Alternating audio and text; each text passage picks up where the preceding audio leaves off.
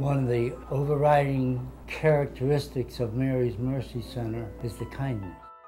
Mary's Mercy Center is the umbrella under which many ministries operate. Those two ministries are Mary's Table and then Veronica's Home, which is a home for unwed mothers, indigent women, women who are on the street. The idea of the soup kitchen basically came out of a sense of the gospel. It came out of the gospel. Blessed are the poor. When we were told to come here, well, they didn't give us any money, but they've given us everything else. And I've taken ill out here a number of times. We really do need help every month when we come. Sometimes the kitchen is full with lettuce and carrots and everything for us to make, and other times it's really lean. And so I know Mary's Mercy Center really relies on people to help. And we have, probably about 200 or 300 volunteers, active volunteers. I enjoy what I do. I like helping others, and like I said, when I first started here, I started crying because I seen a lot of my high school friends that I used to go to school with. And that gives me more like, oh, I gotta be here every day to serve them. And I just enjoy it. I love it. I love helping others. The idea of the food closet came almost immediately. We started in feeding the people, but then we had all sorts of needs. There's more and more needs that surface almost every day. What we did was we would give out food bags every Wednesday. I don't go hungry coming here. Trust and believe. They do feed you. That's why I decided to start helping them out here. I've been volunteering for about a year, 2 years now. There was need for showers, okay? And we got a grant from the city of San Bernardino, to put up showers. So we were able to construct 2 showers, okay, and a bathroom, and so they go in on Monday and Wednesday for the men and Tuesday and Thursday for the women. The story I always share is about a man who came off the streets, and you can tell he was homeless. And this gentleman was in need of a shower. He was unshaven, his clothes were dirty, and his shoulders, he was just down.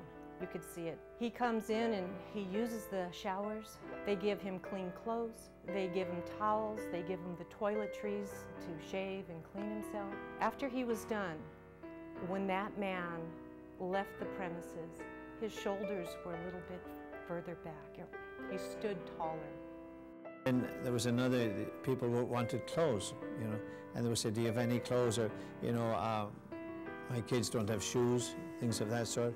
That kind of developed, and we started very, very small. People who need clothes, they supply it. They're very generous. Marsha, Ernestine, they're good people here, I enjoy it, like I said, I've volunteered before here. Approximately 10 years ago, we had a very cold winter. And I remember having 2 little young boys, one about 2, the other one about 3.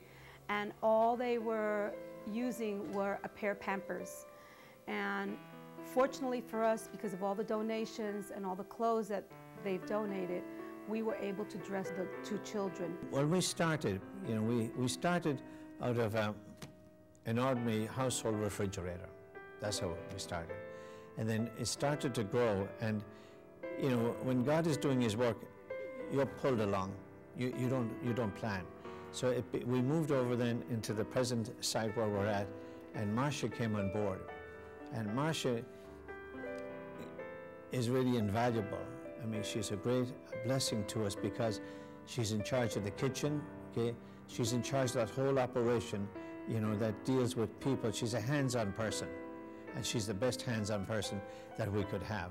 The compassion that all of us workers and volunteers that want to share with the people that come in, we just don't know how much pain they have until we are able ourselves. I believe we receive more ourselves when we sit and we just give them that moment of letting them speak, let their pain, their hurts, their cries, and we try our best to help in any way we can. We can't fix everything, but we can help them at least ease that pain.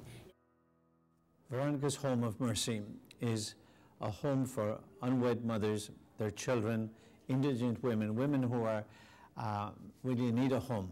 Many of them are on the streets, and Veronica's Home gives them security, gives them safety, gives them a sense of really wanting to grow and wanting to get out of the predicament they're in. It was put into my heart to come to change my life for my daughter and my son on the way. And this place is just, it's been a blessing. I feel like I have a backbone now, like I can stand up, I can do everything I need to do and be there for my kids.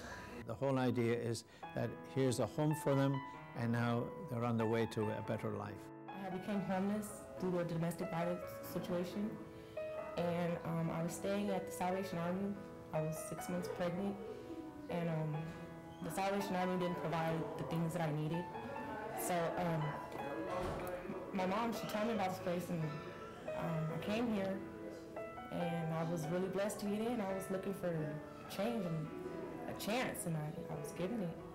The change I've seen in my daughter from being here, it's just from the atmosphere and the surroundings and everything.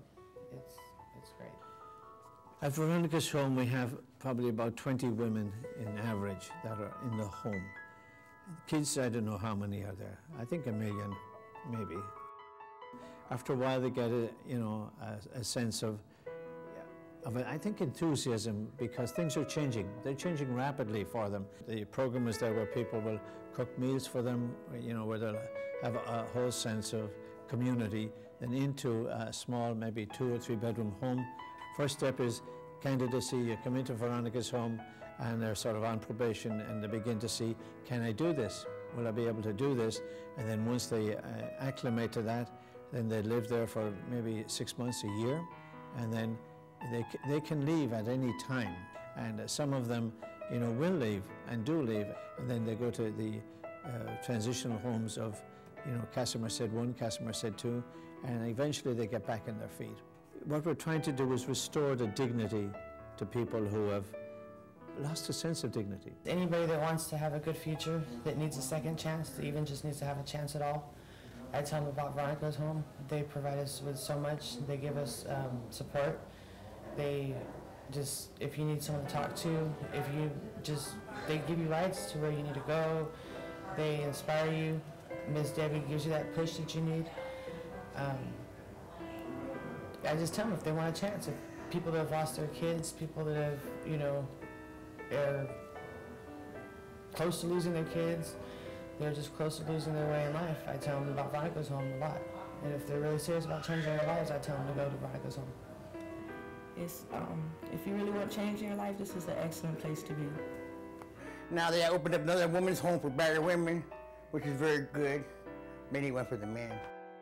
The men's home is a concept that came when we finished Veronica's home. When Veronica's home came into being, the whole vision of a men's home, because women, many times people will cater to women, and they'll build homes for them, and women acclimate pretty rapidly. In other words, they say, well, here's a program, I'm going to work the program. With men, it's a little different, okay?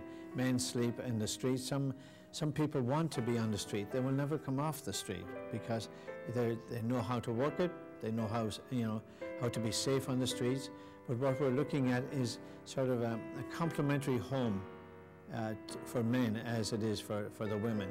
And that would be, a home that would house maybe about 30 men, okay, and give them a sense of dignity and a sense of hope, We're looking at, another site for it, and the site we'd have to purchase and buy the land, and I would say, it would probably cost about 4 million, 5 million maybe, probably 5 to, get this home up and running. Okay? But there's a great need for it. There's a great need for it. As a matter of fact, there's probably a greater need for that than there is for Veronica's home. You have to pray, and if you pray and you pray, but you don't do God's work, then sometimes your prayer won't be answered.